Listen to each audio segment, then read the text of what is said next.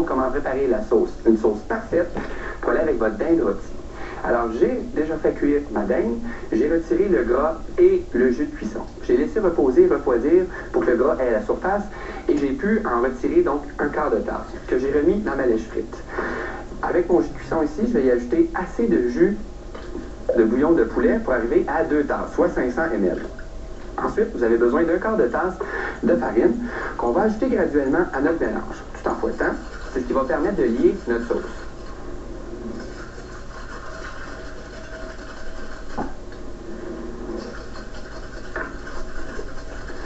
Donc, quand la farine est bien délayée, on peut l'ajouter à notre lèche frite, tout d'un coup, comme ça. Et en même temps, on va gratter au fond pour aller chercher tous les sucres de viande qui pourraient s'être attachés. On va laisser mijoter de 5 à 10 minutes. Vous allez voir, la sauce elle va s'épaissir quand même assez rapidement et vous allez être prêt à servir avec votre pain. Pour avoir les détails de cette recette, rendez-vous sur qu'est-ce-qui-mijote.com. Bonne cuisine!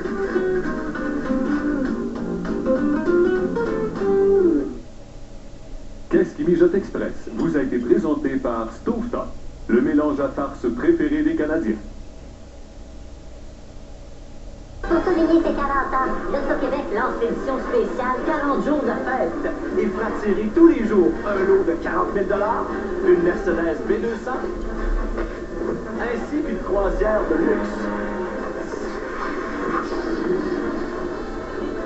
Et ces tirages recommenceront chaque jour pendant 40 jours.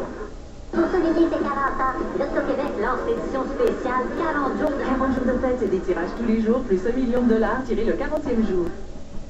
Le ton a monté aujourd'hui à la commission Bastarache. Le TVA Nouvelle commence maintenant. Deuxième journée de contre-interrogatoire, Marc Bellemare soumis à un véritable bombardement. Vous convenez avec moi que ce serait important d'avoir l'interprétation de M. Bouchard de ses propres notes. Je ne vais pas répondre à ça. Vous n'allez pas répondre à ça? Un parc d'éoliennes financé avec l'argent des casinos virtuels des Moix. Un projet qui soulève un tollé à Saint-Cyprien de Napierville.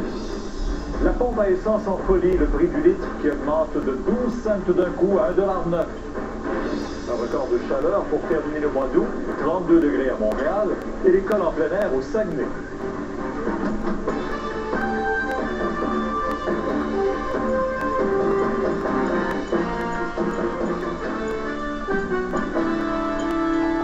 Bonne fin de journée. Alors, une autre journée pas très reposante pour Marc Bellemare à la commission Bastarache. Après la procureure du gouvernement, c'était au tour aujourd'hui de l'avocat de Jean Charest de contre-interroger de façon très serrée l'ancien ministre de la Justice.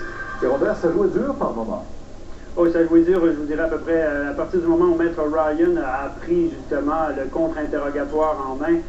Écoutez, d'entrée de jeu, Maître Ryan ne s'est pas gêné, je vous le rappelle, c'est l'avocat de Jean Charest, il a dit « Mon rôle à moi, c'est de permettre au public de se faire une idée de la crédibilité de Maître Marc Bellemare. Comprendre ici que Maître Ryan était, son objectif non avoué, c'était de miner la crédibilité de Marc Bellemare. Alors, somme toute, il a fait, entre autres, référence au fait que Maître Bellemare aurait rompu son serment de ministre de la Justice et de procureur général lorsque, en avril dernier, Pierre, il s'est adressé à certains journalistes et il leur a dit que Franco Fava avait fait des pressions sur lui et que le premier ministre Jean Charest était au courant. Et Maître Ryan est allé plus loin en disant si le journaliste a raison dans son article, ça veut dire que Maître Bellemare, finalement, somme toute, n'aurait pas dit la vérité dans cette commission et aurait donc aussi rompu son serment puisqu'il a prêté serment sur la Bible dans cette commission Bastarache.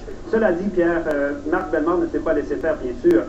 Il en a profité, lui, pour égratigner au passage Jean Charest, encore une fois. Finalement, ce qu'il faut comprendre de son témoignage, c'est que si Jean Charest s'en remettait à Franco Fava, c'est parce que le premier ministre s'intéressait peu à tout ce qui était justice. Écoutez le témoignage de Marc Bellemare.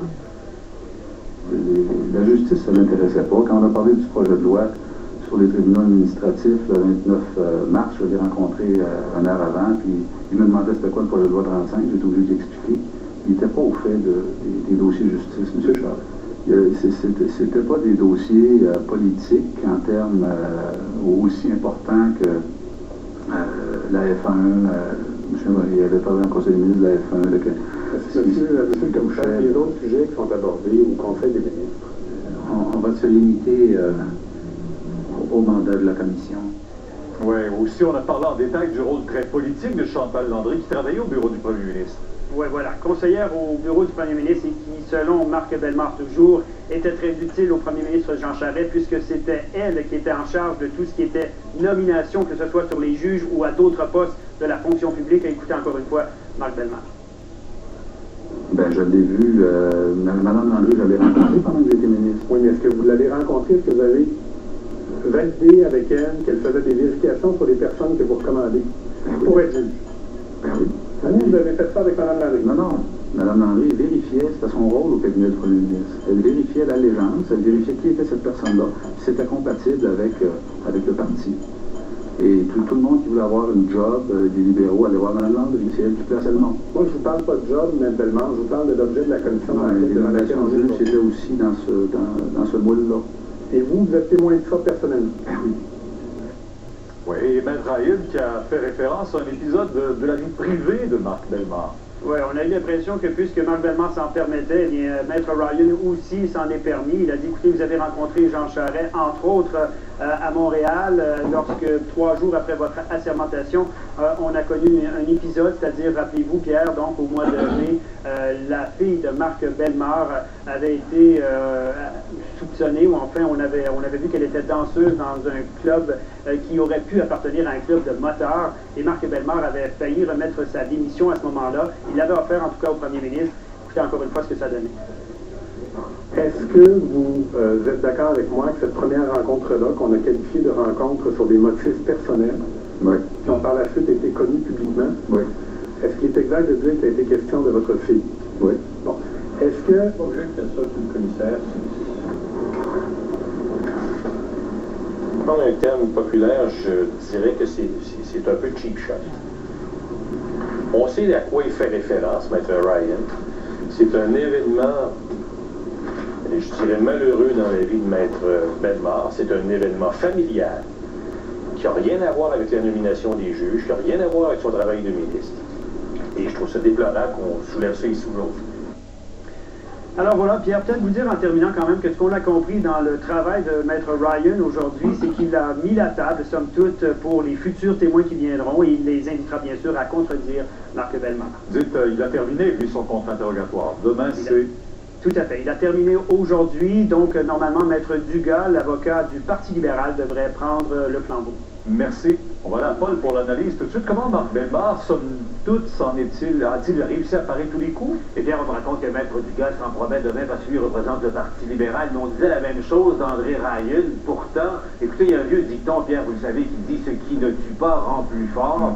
Je ne sais pas si Marc Bellemare va sortir de là plus fort. C'est bien malin qui pourrait le dire, mais en tout cas, il n'y a pas eu de coups mortels, je dirais, qui lui ont été portés aujourd'hui sur le fond de la question. Il y a eu plusieurs petits détails qui ont été relevés par l'avocat Ryan. Robert en faisait mention, éventuellement, possiblement, qu'il veut mettre ça en contradiction plus tard au cours des travaux de la commission. Mais pour l'instant, sur le fond de la question, est-ce que oui ou non, Franco Fava, comme le prétend Maître Bellemare, a fait pression pour lui, pour faire nommer des juges? Il n'y a presque pas eu de question là-dessus. Est-ce que oui ou non, il en a parlé à Jean Charest lors de cette fameuse rencontre du 2 septembre 2003, presque pas de question là-dessus. Donc pour l'instant, en tout cas, Marc Bellemare s'en tire plutôt bien. Alors on se retrouve tantôt aussi avec Jean-Pierre qui sera avec vous. À tout de suite. À tout de suite. On va aller à mon topo parce que le contre-interrogatoire de Maître Ryan vous a particulièrement intéressé à la maison. Vous avez reçu beaucoup de commentaires, Véronique. Oui, j'ai trouvé aujourd'hui que les opinions étaient beaucoup plus partagées en cette 4e journée avec Marc Bellemare à la barre. Il y en a plusieurs qui ont trouvé le ton de Maître Ryan arrogant et que ça n'avait pas déstabilisé Marc Bellemare, mais il y en a plusieurs autres aussi qui ont trouvé qu'au contraire, ces questions étaient très pertinentes. C'est le cas de Bruno de Loretteville qui a trouvé que Marc Bellemare avait été affaibli par les questions de Maître Ryan. Il écrit « J'ai l'impression qu'il est de plus en plus touché par le syndrome de la mémoire sélective ».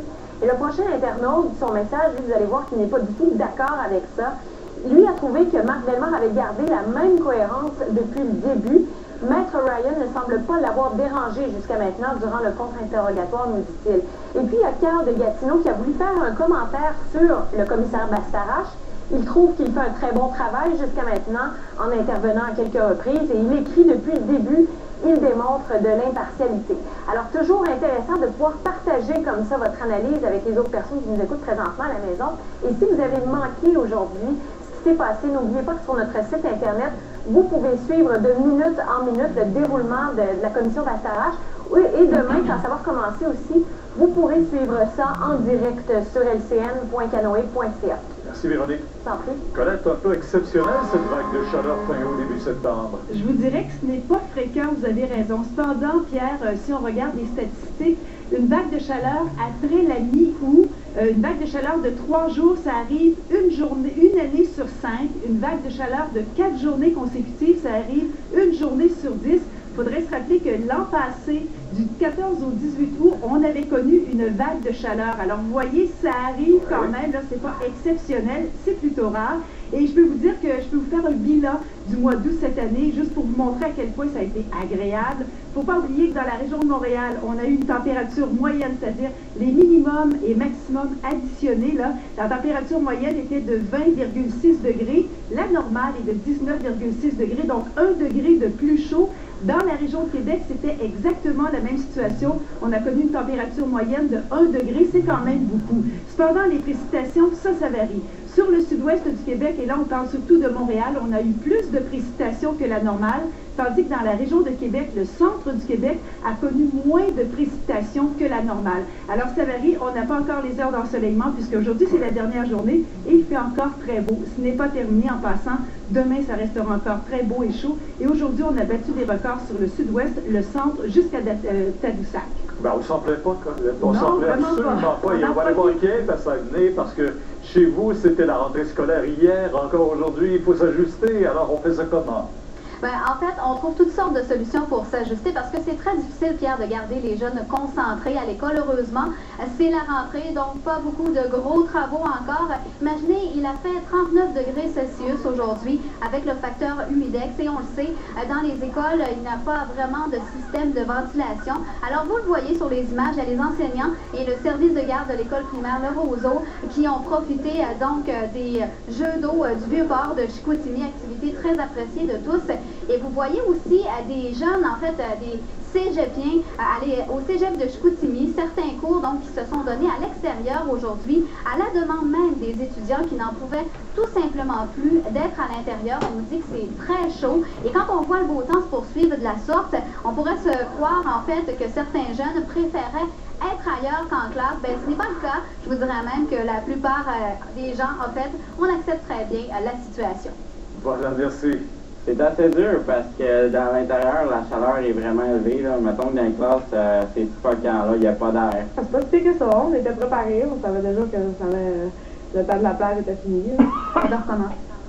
Non, pas hors, ça, mais on s'y fait, on n'a pas le choix. Ça les prépare un petit peu à mieux se connaître et à se revoir pour le début de l'année. Alors voilà, Pierre, toutes sortes de solutions, mais en général, un été qui se prolonge, qui fait beaucoup plus d'heureux que de malheureux. On veut vraiment profiter de l'été, merci. Au revoir. Aussi au TVA Nouvelles, Alexandra, triste nouvelle, on apprend le décès de la comédienne Pauline Lapointe. Oui, on est tous très tristes d'apprendre qu'elle est décédée hier. C'est le cancer du sein qui l'a emporté. Elle n'avait que 60 ans. Je vous donnerai les détails et on se rappellera de sa belle carrière un peu plus tard dans le bulletin. Merci Jean-Paul. Le Canadien fait-il son possible pour repêcher les Québécois? Qu'est-ce que vous en pensez, Pierre? Il n'y en a pas beaucoup. Il n'y en a pas aucun qui a été repêché cette année par le Canadien. Et ça dérange pas mal le commissaire de la Ligue junior majeure du Québec, Gilles Courteau, qui aimerait avoir une meilleure collaboration de la part du Canadien. Et plus tard dans le bulletin, on revient sur la hausse spectaculaire du prix de l'essence à Montréal, 1,09 $ le litre. Est-ce que ça risque de durer longtemps? On en parle avec Georges Potier.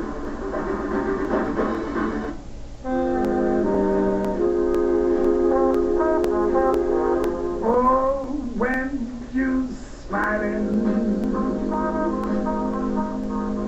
when you smiling, the whole world